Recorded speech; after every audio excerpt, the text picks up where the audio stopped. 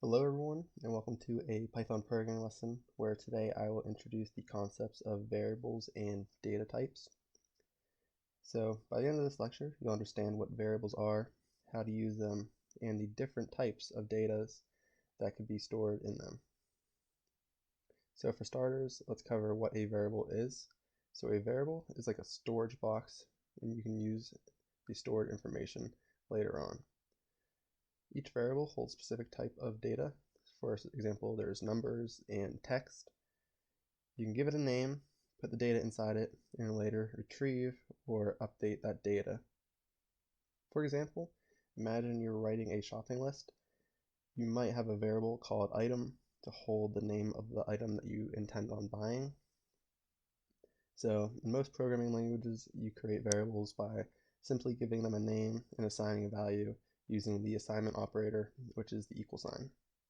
So variables allow you to work with data easily, and here's how you may view data in variables. So here I have 4 different types of variables and their data. So I have age, and it is the assignment operator of the equal sign to 26, and this is an integer. Then I have a variable called channel, which is equal to the string, which is utilized by single or double quotation marks, and that is innovative and engineer. We have score assigned another integer, which is a whole number of 100. And then lastly, we have g equaling 9.81, which is the gravitational force in meters per second squared. So for this example where g is equal to 9.81, g may not be a very clear and specified variable. And the reason I include this comment is to kind of aid in other individuals that may review this code or myself later down the road. If I didn't have this comment, it would kind of be difficult to understand what this variable and data actually meant. So the variable names here are the age, the channel, score, and the letter G. And the value, which is the data stored inside these variables, are 26, innovative engineer, 100, and 9.81. The 9.81 is not a whole number. It's actually assigning the data type of a float. So before transitioning into data types, if you are enjoying this video, make sure and I would be greatly appreciated if you gave it a like. So let's transition into data types. So they're defined on what kind of data a variable can store. There are several types of data, and knowing which type to use for your variable is important in programming. Each programming language has its own rules for data types, but common ones include integers, which are whole numbers, for example, which are the age and the score of a whole number 26 or 100. However, whole numbers are also negative values or even 0. There are floats, which are decimal values to be more precise, such as 9.81 for the gravitational force, or for example pi, 3.14, and for floats you can also use negative values. There are strings, for example channel, which is a single quotation mark, which is a line of text or characters. And I haven't shown here, but I will add one, which is a boolean, and it basically is a true or false and is storing binary values like a yes or no scenario when you get into more complex if or loop statements. So let's say we have a variable called is sunny. If it is sunny, you'll set that to true, and the first letter of true has to be capitalized, and you can also do false, so it's like a yes or a no. And by using the built-in type function, you can identify which data type your variable is. So let's cover some type. You can do type identification as well as type conversion. So for starters, let's just highlight and identify what each one is to kind of prove that these are the cases. So let's run this. So as I run it, and I'm trying to print the type of age. So with it being a whole number, you expect it to be an integer, which it is. The classification is int. And let's confirm that channel is a string, which is str. We'll do g, which is the gravitational force of a float, because it is decimal point value. And lastly, we have is sunny, and this should return a classification of bool, which is boolean. So now that we have done that, let's do some type conversion. So let's first print out the type again of age, and then let's convert age to a float. So you can convert age to a float.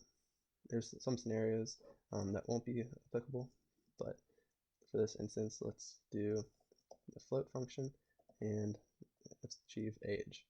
So now let's print out the type of age float.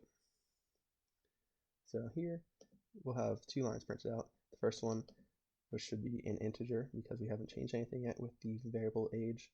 And then as we do the age to float, we're changing that integer of 26 to a float. Obviously there's nothing after the 26 value, so when we print out the type, it will print out just the classification of a float, but also let's print out the age float, because this will show us that it gives 26.0, changing that integer to a float. Now we can do other stuff as well. So for example, we can go from a string to an integer, but obviously you can't go from innovative engineer to a number. So if you have, say, let's just call pi and have it actually a 3.14. So obviously this 3.14 is a number, or actually it's a float to be more specific, but since it's in single or double quotation marks, it's actually a classification of a string. So I'll print out the initial one. We'll change this to pi to a float. So let's do float of pi. And let's also change it to a integer.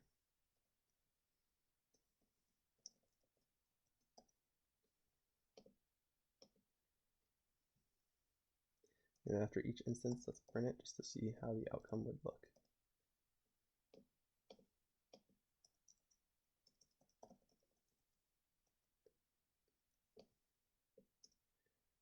So for starters, when we run this,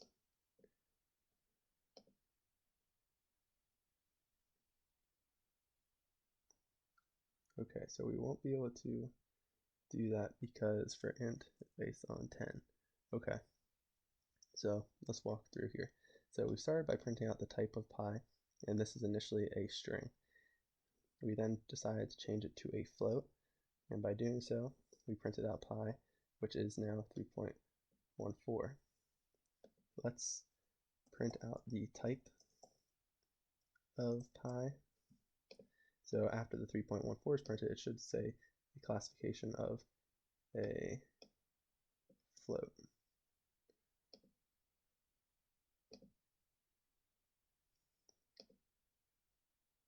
It does not. Oh, that I understand why it's not doing that, and it is because I'm printing out pi and not pi float. So simple error on my end. There we go.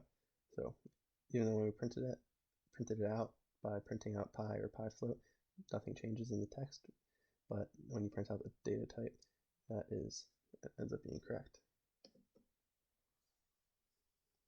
So to review what has been covered so far in this lesson, variables are used to store data, and the data types describe what type of data a variable holds. So we covered 4 data types specifically: integers, which are whole numbers; floats, which are decimal point more precise numbers, strings, which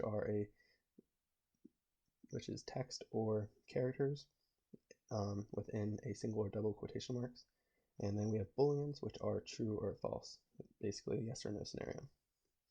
So if you can perform type conversion to change data from one type to another, which gives you the ability to sort of manipulate your variables and data. And understanding variables and data types is pretty crucial to becoming proficient in programming. With these basic concepts, you can start building simple programs, store and manipulate data, and develop a deeper understanding of more advanced topics as you go. So thanks for joining today's lesson, and I hope to see you in future programming videos as we dive deeper into the world of coding.